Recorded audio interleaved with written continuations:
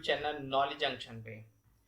तो हम लोग एडुकार्ड सीबीएसई क्लास 10th का जो रिड्यूस सिलेबस है 2021 के लिए सोशल साइंस का क्वेश्चन बैंक हम लोगों ने लिया हुआ है।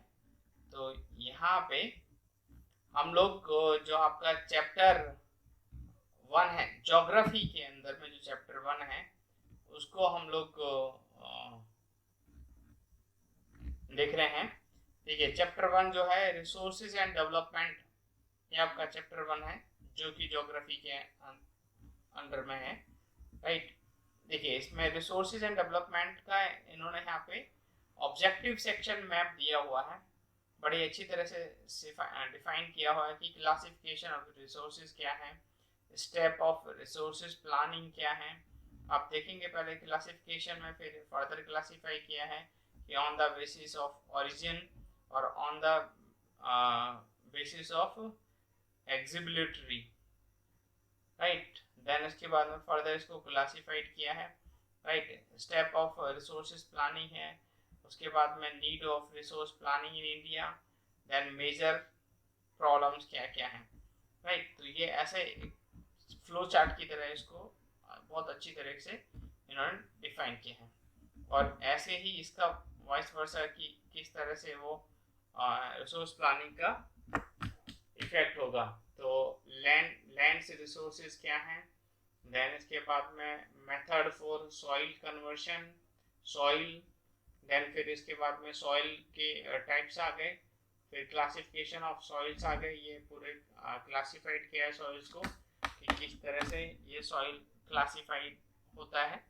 राइट, इसके आगे आप जब एक बार ये सब चैप्टर अच्छे से समझ लेंगे, इन पॉइंट्स को पढ़ लेंगे, तो उसके बाद में क्वेश्चंस की तरफ जब आप बढ़ेंगे तो ऑब्जेक्टिव मल्टीपल चॉइस टाइप के क्वेश्चंस हैं जो कि ऑब्जेक्टिव टाइप क्वेश्चन है। अब देखिए जैसे इसमें दिया हुआ है कि in which of the following state in the black soil found, तो क्या है, गुजरात। तो यहाँ पे बताया इन्होंने कि black soil is mainly found in Gujarat and Maharashtra state of India. So this soil is considered good for the cotton crop and so is known as black cotton soil और regular soil, regur soil. Right, तो देखिए इन्होंने ये बहुत अच्छे से explain किया है इसको। फिर उसके बाद में इसकी रिलेटेड थ्योरी क्या है ब्लैक सॉइल की, वो उन्होंने यहाँ पे बताई है। तो इस बुक के अंदर में आपको एक चीज़ ये बहुत अच्छी देखने को मिलेगी कि एक्सप्लेनेशन ही नहीं दिया है इन्होंने, बल्कि इसकी रिलेटेड थ्योरी को भी बताया है कि कहाँ कौन सी रिलेटेड थ्योरी इससे इस क्वेश्चन से रिलेट होती है। राइट, फिर हम आगे बढ़ेंगे तो हम लोग देखेंगे कि इसमें इन्होंने फिर correct true and false type में क्वेश्चंस को डिफाइन किया है, और फिर उसके बाद में फिल इन द ब्लैंक्स में।